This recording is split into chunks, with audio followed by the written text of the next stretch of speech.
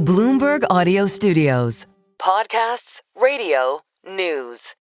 Our coverage of the Trump tariff decision continues with a closer look at the Supreme Court's majority opinion, which zeroed in on what it called a unilateral and transformative expansion of the president's authority.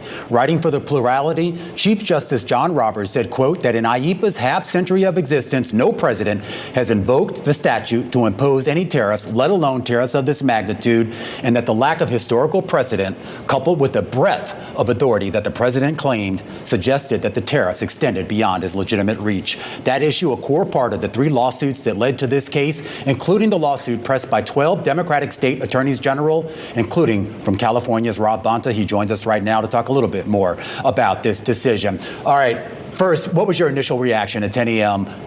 Eastern time, that is, when you heard about the decision? Not surprising. What I expected, having been in the courtroom at the U.S. Supreme Court for the oral argument, and very affirming. And most of all, I feel that it's an important amount of relief that's being delivered for the American people, including Californians, for consumers who are paying higher prices, for workers who've lost their jobs, for businesses, including small mom and pops who have struggled. Some have shuttered their businesses, never to open again. So this is important relief delivered to them. And it calls out Trump's unlawfulness for what it is. He literally acted illegally to raise prices for the American people after saying that he was going to lower prices on day one. It was a lie, his statement, and it was improper and inappropriate what he has done. He owes many businesses a refund and needs to pay up. Well, I'm curious about that. I mean, your governor, the California governor, Gavin Newsom, has already weighed in on the $170+ billion that have been collected from consumers and companies. Do you think there's any real legitimate chance that those companies, those consumers, are actually going to see a refund of any portion of that? Absolutely. You do. And the opinion could have said that we are making a decision that is prospective only, that going forward, Trump can no longer use these unlawful tariffs. They didn't say that, which makes it very clear that retrospective relief is on the table. And there's a pathway to do this. You go to the Court of International Trade if you're a business, an importer that had to pay the unlawful tariffs, and you seek a refund through what's called a refund action. And typically, generally, and it would be fair and just here, if your money is unlawfully withheld from you, if you had to pay something based on an unlawful tariff, you should get interest on it. So I think you're going to see a lot of refund actions being brought against the Trump administration for these unlawful tariffs that have been struck down. Well, is that something that California as a state plans to do? I mean, as we go through this process, when it comes to demanding refunds, I mean, is that action that California would take?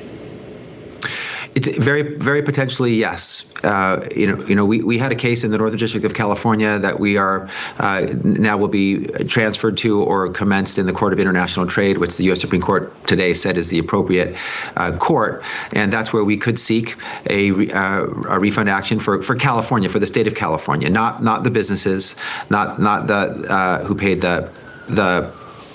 the unlawful tariffs. So to the extent that California has been hurt by these tariffs, had to pay higher prices because of these tariffs, yes, we could pursue a refund action in the Court of International Trade. And we're discussing all of our options now. Well, we will certainly keep an eye out there for any action. I do want to ask about the statement that you issued following the Supreme Court decision. You wrote that the Trump administration's illegal and chaotic tariff regime has come to an end. Of course, in the hours since, we've heard from the president directly saying that, he still plans to pursue tariffs. It's just IEEPA that was ruled against here today. And with that in mind, I mean, how do you see this evolving? You think about all the different sections that he can tap. It seems like when it comes to the tariff regime, it's actually far from over.